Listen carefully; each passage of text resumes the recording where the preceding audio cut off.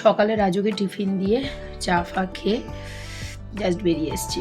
দুজনকে নিয়ে স্কুলে আজকে অ্যাডমিশন আছে, নতুন স্কুল। পাপানের স্কুলটা সুইচ করানো হয়েছে, কেন কি স্কুলটা আমার বাড়ি থেকে অনেকটা দূর হয়ে যাচ্ছে আর ভীষণ আর্লি মর্নিং 6:30টার সময় ওদের প্রেয়ার হয়, যেটা ভীষণ অসম্ভব হয়ে যাচ্ছিলো আমার বাড়ি থেকে। তো এসছি আমাদের এই এয়ারপোর্টের পাশেই আর কি, 1 নম্বরের পাশে স্কুলটা, মিলনপল্লী স্কুল। তো স্কুলে এসে অ্যাডমিশানে দেখলাম অনেক ক্যান্ডিডেট। তো এত ক্যান্ডিডেটস যেহেতু আমি যার জন্য একটু ম্যামকে বললাম যে আমার যা কুপনের নাম্বার সিরিয়ালি আমার প্রায় 1-1.5 ঘন্টা পরে আসলে ঠিক হয়। তো ভাবলাম স্কুলে অতক্ষণ বসে না থেকে যাই, বাড়ি গিয়ে চটপট রান্নাটা করে আসি। হাতে মোটামুটি 1 ঘন্টা মতো টাইম ছিল, কেন কি আসার সময় আবার মাছটা নিলাম, ট্যাংরা মাছটা নিয়ে কাটিয়ে তারপরে বাড়িতে এলাম। কচু দিয়ে ট্যাংরা মাছ করব, কচু দিয়ে ট্যাংরা মাছ, ফুলকপি আলু দিয়ে ট্যাংরা মাছ, এ তো বাঙালিদের একদম কোনো কথাই হবে না, মানে কোনো বিকল্প নেই। তো এইসব রান্না করতে গেলে না বাবার জন্য ভীষণ মন খারাপ হয়। বাবার জন্য কী বা করতে পারলাম, বড্ড অল্প সময় বাবাকে কাছে পেয়েছিলাম। তো যাই হোক, তো সময় যখন প্রচণ্ড লিমিটেড থাকে তো তার মধ্যে গুছিয়ে চটপট করে ম্যানেজ করে কাজগুলো করতে হবে। একদিকে মাছটা ভাজতে দিয়ে দিয়েছি, এইদিকে কচু আর আলু আর বেগুন। বড়িটা নেই, কিছুতেই বড়ি আনা হচ্ছে না মনে করে। বড়ি ছাড়া শীতকালে কি মাছের ঝোল জমে বলুন তো? পেঁয়াজ রসুন আর সর্ষের ঝোল আমার একদম ভালো লাগে না। সকালে তো ভাপা চিংড়িতে সর্ষে পোস্ত দিয়ে রাজুকে করে দিয়েছিলাম, ওরই পছন্দ, ওটা ওর মতোই করেছিলাম। আর এই যে মাছের ঝোলটা করবো এটা সকলে, বেশ অনেকখানি চিংড়ি মাছ এনেছিলাম কালকে, তো সেখান থেকে একটু চিংড়ি মাছ দিয়ে দিলাম। চিংড়ি মাছ, কচু দিয়ে, বেগুন দিয়ে, আলু দিয়ে বড়িটা আমার হেভি লাগে। আর সেই সঙ্গে আজকে ট্যাংরা মাছ।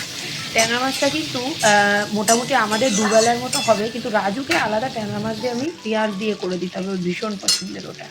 তো এর মধ্যে অনেক দিনই ট্যাংরা মাছ আনা হয়েছে, কিন্তু অ্যাজ পার মানে কাস্টমারের রিকোয়ার্ড আর আমার পছন্দেরই ডিশগুলো এই 4-5 দিন ধরে খেয়েছি। তো আজকে একটু ওকে পেঁয়াজ দিয়ে করে দেবো, ওর মতো 5 পিস মতো আমি রেখে দিয়েছি। আজকে ট্যাংরাটা খুব একটা বড় না, যাই হোক। তবে জ্যান্ত কিন্তু যিনি আমাদেরকে দেন আর কি, মাছওয়ালা দাদা, ভীষণ ভালো ট্যাংরা মাছ দেয়।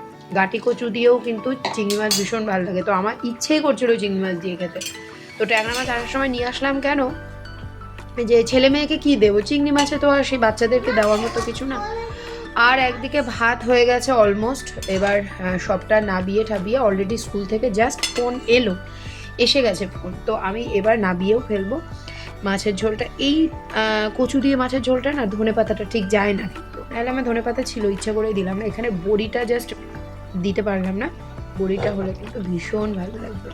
এইসব রান্না গরম ভাতে আর কিচ্ছু লাগে না। আমি একটাই পদ আজকে রান্না করেছি দুপুরবেলা, আর কালকের তো ওলকপির তরকারি, তারপরে আপনার থোর ছেঁচকি, এগুলো তো খুচখাচ 1-2 পদ থাকে, সব মিলে খাওয়া হয়ে যায়। আর পাপানের তো 2 টুকরো চিকেন আছে, ব্যাস 1 ঘন্টায় ভাত আর মাছের ঝোল পুরো কমপ্লিট হয়ে গেছে। এখন একটু কফি খাবো, ব্যাস তারপরে বেরিয়ে পড়বো ছেলে মেয়েকে আনতে আর ওইখানে অ্যাডমিশন করাতে, বাকি কাজগুলো করাতে।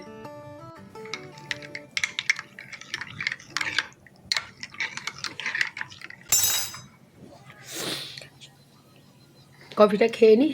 তো একটা জিনিস আমি খুব মানি, ছোট ছোট গোল সেট করে, টাইমিং সেট করে যদি জেদ পজিটিভলি রাখা যায় যে আমি এই টাইমে এটা শেষ করব, মানে করবই, আমি ঠিক এইভাবে কাজগুলোকে বার করি। এনিওয়েজ, কেমন লাগলো ভিডিওটা? আর এরকমভাবে 5 মিশালি মাছ দিয়ে মাছের ঝোল কেমন লাগে তোমাদের? কেউ কি ট্রাই করে দেখেছো? তবে দেখতে পারো, কিন্তু ভালো লাগবে। শীতকালে বিশেষ করে সব কিছুই খাওয়া যায়। যাই হোক, টাটা, দেখা হচ্ছে পরের একটা ভিডিওতে।